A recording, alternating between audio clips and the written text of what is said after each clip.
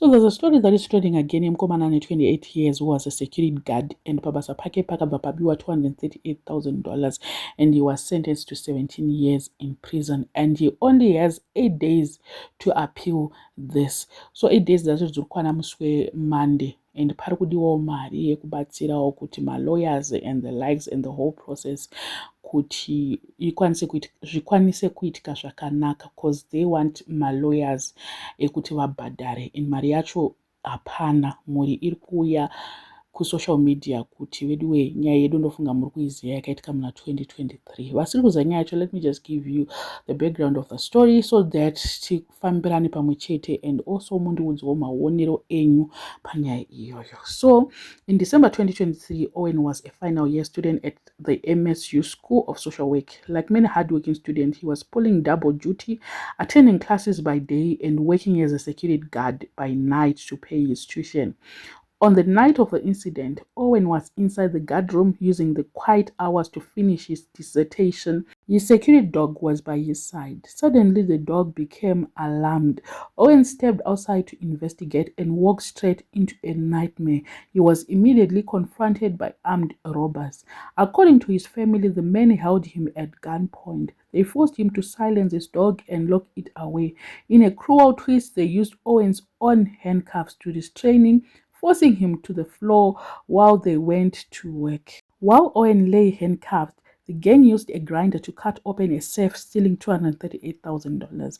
But the terror didn't end there. The robbers forced Owen to dig a hole outside the premises where they believed more cash was buried. They eventually unearthed another $2,700. When the dust settled, Owen did what he thought was right. He reported the crime. He even reported money that the robbers had left behind at the scene. An act his family argues proves his innocence, from victim to suspect. Despite being the one to raise the alarm, the investigation turned on Owen. The courts viewed the evidence differently than his defense. Suspicion fell on him for several reasons. The electronics. While security guards at a neighboring property had their phones stolen, Owen's phone and laptop were left untouched. The leftover cash, the court found it suspicious that he reported the money left behind. The on-site caretaker claimed to have slept through the noise of the grinder, casting further doubt on who was involved. Owen was accused of being an accomplice. The prosecution argued that the circumstances didn't add up for a simple victim. Studying through the storm. Throughout the trial and the trauma, Owen didn't stop. He was initially remanded in January 2024, but was later allowed to stay home while the case moved to the High Court. During this ongoing agonizing wait, he completed his final semester. Not only did he graduate, but he also received an award from his university for outstanding dedication, all while facing the possibility of life behind bars. The clock is ticking. Today, the graduation gown has been traded for prison uniform. Owen has been sentenced to 17 years unless the verdict is overturned. He will not walk free until he is 47 years old. His family maintains his absolute innocence. They argue that if he was guilty, he would have fled or kept the leftover money. Instead, he stayed and cooperated. Now they are in a race against time. The appeal is expected to be heard in the High Court within the next 8 days. The family is pleading for public assistance to cover urgent legal fees and basic prison necessities like food and toiletries. Those zviri kutaurwa panapa about this whole nyaya yacho mainzwa ndofunga mega kuti iri kuenda kupi chibva nekupi. Vangu vasina kunyatsonzwisisa kuti nyaya iyi yakabvira kupi. Yakabvira muna 2023 and ndo patava nhasi 2025. He's facing 17 years in prison.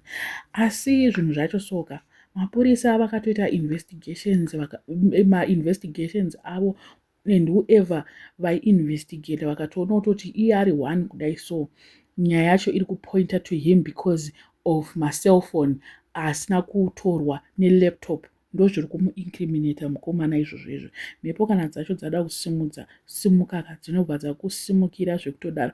I don't know what you guys think, but the story is heartbreaking, and kuti evidence iripo iyi ingaincriminate munhu uye kutonzi anganzi aende kujeri, because at first vakamboti hapana evidence. Now that they are saying because of this and this, mukomana ngaavharirwe.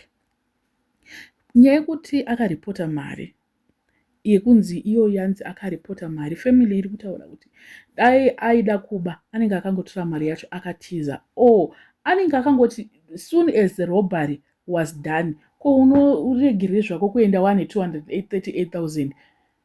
Mhosva uye ungamirire kunzi wozobatwa nemhosva wozoita sei?